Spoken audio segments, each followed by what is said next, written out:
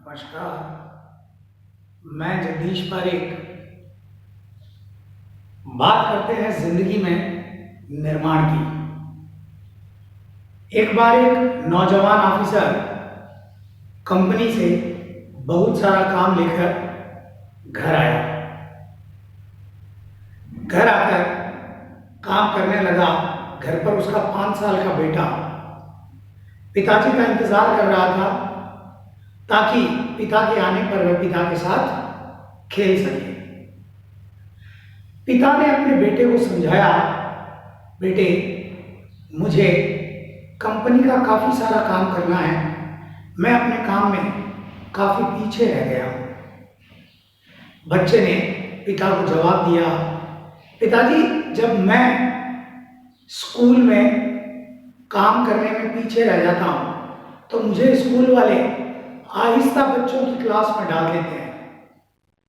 आप यदि कंपनी का काम करने में पीछे रह गए हैं और आपका काफी सारा काम पीछे है तो आपको कंपनी वाले आहिस्ता वर्ग में क्यों नहीं डाल देते। पिता ने लंबी सांस ली और अपने मासूम बच्चे को समझाते हुए बोले, बेटे व्यापार की दुनिया में ऐसा कोई दस्तूर नहीं है। बेटा था नासमझ मासूम, पिता के साथ खेलने की जिद कर बैठा। बोला, पिताजी आज तो आपको मेरे साथ खेलना ही पड़ेगा। पिता बेटे के साथ खेलना नहीं चाहता था, वह कंपनी का काम निपटाना चाहता था। उसने एक तरकीब सोची। पिता के पास में एक मैगजीन थी जिसके मुख्य पृष्ठ पर विश्व की तस्वीर बनी हुई थी। पिता ने मैगजीन का वो मुख्य पृष्ठ फाड़ा और उसके टुकड़े टुकड़े करके कमरे के फर्श पर बिखेर दिए और बेटे को बोला, बेटे तुम इन टुकड़ों को जब जोड़ लोगे तो मैं तुम्हारे साथ खेलना शुरू कर दूंगा। कागज के इन टुकड़ों पर विश्व की तस्वीर बनी हुई है। तुम जैसे ही वह तस्वीर मुझे हूबहू लाकर दे दोगे, मैं तुम्हारे साथ खेलना आरंभ कर दूंगा। पिता को यकीन था कि बेटे को इस तस्वीर को जोड़ने में कई घंटों लग जाएंगे और तब तक वह अपना कंपनी का काफी सारा काम निपटा लेगा। लेकिन बड़े आश्चर्य की बात, महज 5 मिनट के अंतराल में बेटा पिता के पास कागज के उन बिखेरे गए टुकड़ों को जोड़कर ले आया और बोला, पिताजी मैंने विश्व की वह तस्वीर जोड़ ली है। पिता बड़े हैरत में था, आश्चर्य में था। उसे बेटे से इस आश्चर्यजनक काम की उम्मीद कतई नहीं थी। उसने बहुत सहज भाव से बेटे से सवाल किया, आखिर तुमने ये किया तो किया कैसे?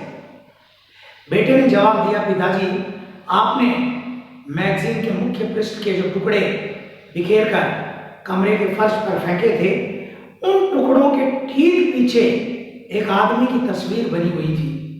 मैं तो सिर्फ आदमी की तस्वीर को जोड़ता गया, आंख से आंख, नाक से नाक, कान से कान, हाथ से हाथ, गर्दन से गर्दन, और जब पलटकर मैंने पन्ने को पीछे किया तो पीछे विश्व की तस्वीर बनी हुई थी। ये कहानी, ये घटना हमें क्या बताती है? मोराल बिल्कुल साफ है, साफ बिल्कुल सीधा और सपाट। हम सबसे पहले अपना निर्माण करें, दुनिया का निर्माण अपने आप हो जाएगा। आप अपना निर्माण कर लीजिए बेहतर, बेहतरीन, और ये दुनिया यकीन मान लीजिए बेहतर और बेहतरीन हो जाएगी। ये देश अच्छा हो सकता है, शर्त एक ही है, सबसे पहले देशवासी अच्छे हों। हिंदुस्तान वापस अपने उस पुराने अतीत को, उस वैभव को, उस ऐश्वर्य को हासिल कर सकता है बशर्ते हिंदुस्तानी अच्छे हों। हम कई बार लोगों को ये बात करते हुए, ये शिकायत करते हुए सुनते हैं, यहाँ का तो सिस्टम ही खराब है। छोड़ ना यार, तुझे क्या पड़ी है। अरे ऐसे ही सब चलता है।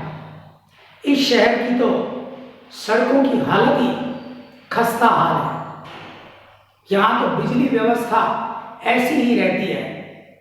मैं कहता हूं इस देश की सरकार को चुना किसने। एक मिनट हमें अपने आप से रुक कर ये सवाल पूछने की जरूरत है, इस सिस्टम को बनाने वाले हैं कौन।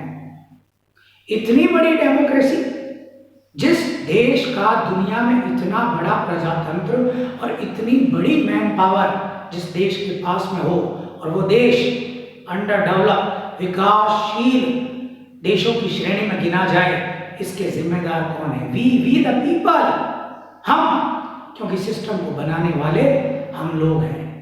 यदि हम समाधान नहीं है तो यकीन मान लीजिए समस्या की सबसे बड़ी शुरुआत, समस्या की सबसे बड़ी जड़ हम हैं।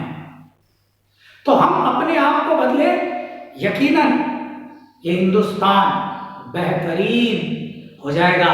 और सवाल किया जाए कि वो जगह, वो टाइम कौन सा है जहां से शुरुआत की जाए, मैं कहता हूं अभी यही, और हिंदुस्तान से बढ़कर, हमारे परिवार से बढ़कर, हमारे मोहल्ले से बढ़कर, हमारी गली से बढ़कर, हम जिस स्थान पर काम करते हैं उस संस्थान, उस कार्यालय से बढ़कर वो बेहतर जगह और कौन सी हो सकती है।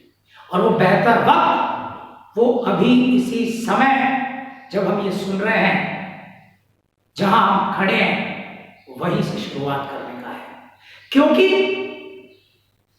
एक स्पष्ट बात है, व्यक्ति जब सम्मान से जीना सीख लेता है, क्योंकि सम्मानित जीवन सांसारिक प्राप्तियों से बेहद ऊंचा है, और इसका हर जो प्रभाव है वो समाज पर, वो संस्कृति पर, वो व्यक्ति पर, वो वर्ग पर, हर जगह पर दिखाई देता है।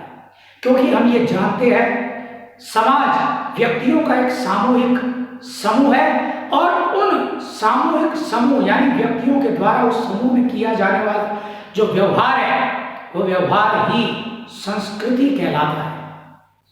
हम जिस संस्कृति की, जिस वैभव की, जिस गौरव की बात करते हैं, हम ये देखें कि कुछ समाजों में जीना बेहद आसान है बजाय दूसरे समाजों के। क्यों? क्योंकि यहाँ स्पष्टता, पारदर्शिता इतनी व्यापक स्तर पर होती है। यहाँ की जो संस्कृति है वो इतनी ज्यादा ट्रांसपेरेंसी को लिए हुए होती है, जो आम जनता की खुशहाली की दिशा को तय करती है। इसलिए यदि वास्तव में हम हिंदुस्तान को अच्छा बनाना चाहते हैं, सबसे पहले हमें अच्छा बनना होगा, और हमें अपने जीवन में कुछ निर्धारित मानदंड, कुछ आदर्श, कुछ मूल्य अपनाने पड़ेंगे। तब हम इस देश को एक ओपनिंग और एक खुलापन दे पाएंगे, और इस भारत के अतीत को, भारत के पुराने वैभव और गौरव को वापस उसी रूप में प्रतिष्ठित कर पाएंगे, और इस दुनिया को बेहतर और बेहतरीन बना पाएंगे।